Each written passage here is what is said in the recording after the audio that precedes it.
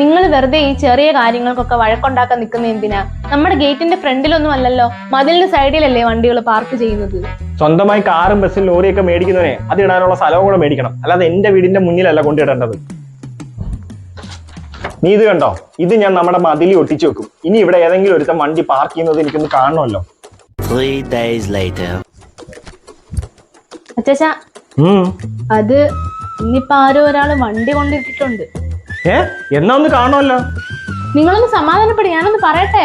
നീ ഒന്നും മിണ്ടണ്ട, നീ ഇവിടെ ഇരുന്നാ മതി. ഞാൻ അവിടെ പോസ്റ്റർ ഒട്ടിച്ച് വെച്ചിട്ടും വണ്ടി അവിടെ കൊണ്ടിടാൻ ധൈര്യം കാണിച്ചെങ്കിലേ ടയറിന്റെ കാറ്റൂരി ഇടുമ്പോഴേ അവനൊക്കെ ഒരു പേടി വരും.